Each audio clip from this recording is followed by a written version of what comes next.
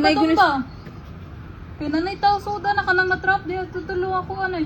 Truck na nagpundok. Narate na isod? Naisod katong nag-blink-blink pa ganina ba? Oh, halos man sakyan na nagsiga-siga man. Hindi ka na siya baka na ganing gitapok anog duha. Lagi ka na lagi nalikod ng van. Oo. Kinipid-pid man na siya dira. Yan igo siya ng duha. Dili man sad ta kakuan anak niya kay Dili man siya malisod man siya i-rescue home. masangit na siya sa railings. Ah, dili pula jud siya nasagit. Di naman lutaw na jud kaayo jud siya.